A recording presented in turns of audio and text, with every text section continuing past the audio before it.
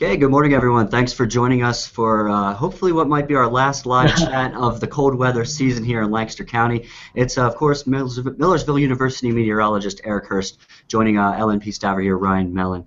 Eric, I got to admit, I didn't want to be talking to you this late in the cold weather season. Spring is just around the corner, starting tomorrow, and here we are talking about inches worth of snow in the forecast. What are we looking at with this storm coming in? Right, yeah, well, spring does officially arrive at 6:45 p.m. tomorrow. The problem is at 6:45 a.m. tomorrow, it's going to be snowing out, and I think there's going to be snow on the roads tomorrow morning, so there could be some delays as we get some accumulating snow in here. This isn't unprecedented by any stretch. You can get late season snows like this even into early April, and the type of pattern we had last winter and this winter, this is kind of the type of thing you would expect. In terms of the storm, the steadiest snow falls during the morning hours. As we get into the midday hours, it'll have a tougher time accumulating because the sun strength, even on a cloudy day, the sun angle is quite high here in late March. In fact, the sun strength is the same as it is in the third week of September. So that makes it tough for the snow to stick in the lower elevations as you get into the midday hours. But from around 5 a.m., which is roughly when I think the snow begins here, from 5 a.m. through maybe 10 a.m., it can accumulate readily. And then as we get into the midday hours, it may be more grassy accumulation and accumulation on the higher terrains, whereas on the roads, heading into midday and afternoon, it will have a tougher time sticking. So travel problems will decrease as you get into the midday and afternoon, but I think a slippery start tomorrow for sure.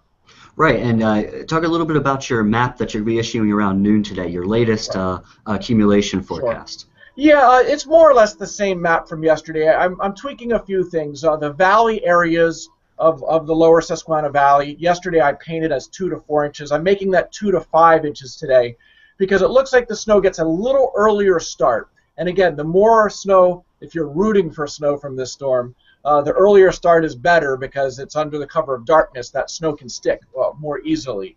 So 2 to 5 inches in the valley areas.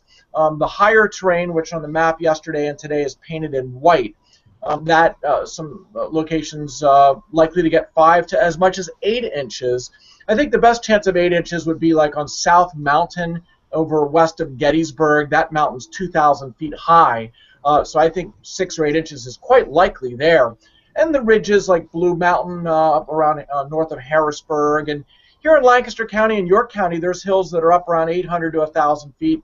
And some of those higher spots can get 5, 6, or 7 inches. But again, that's the higher locations. Lancaster City and Millersville, for instance, only around 300 feet above sea level. I'm thinking the 2 to 5 is the more correct number. And again, it'll accumulate better on grass than it will on the roads. So it's not the same as a typical winter storm or even the storm we had in early March that dropped quite a bit of snow here. Ahead of that storm, we had frozen ground, we had snow on the ground, so it was a lot easier for that system to accumulate. Right, and many of us the last week or so have been enjoying these high temperatures during the daytime. How is that affecting the ground and how the snow might stick for this upcoming storm? Yeah, that's right. Well, I mean, we were 62 degrees here on Tuesday, and wasn't that wonderful? So that certainly has warmed the ground. The ground is not frozen. It's not snow-covered like it was a couple of weeks ago. So, but still, the snow that moves in here tomorrow morning, it will be around 32 degrees. It will be able to accumulate on untreated surfaces initially.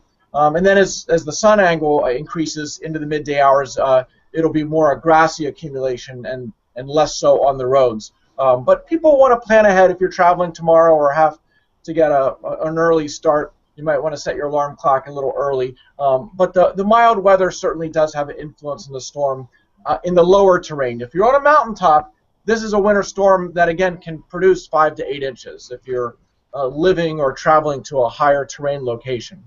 Right. Now, Eric, you seem a little more confident in projecting this storm in terms of the accumulations and such. This winter has been, I think we went over this a little bit before, but it's been sort of a question mark with these storms this winter. Well, yeah, I mean, winter storms in Lancaster are really the toughest thing to forecast because there's so many different factors that come into play. And even on this storm, the temperatures are quite marginal. If this system sets up tracks just 50 or 75 miles farther north, well, then our snow early tomorrow would change over to rain before lunchtime, and all of a sudden we might only get an inch or two out of it. Now, that's not my forecast, but I'm just intimating that a small shift in storm track, like that storm 2 weeks ago, did come a little farther north, and in that case, it meant the heavier snow was in Lancaster rather than in northern Maryland. So these are tough systems to project, but this one I feel pretty confident that we'll be seeing some accumulation, but by the midday hours, the sun angle and stuff will limit travel problems during the second half of the day.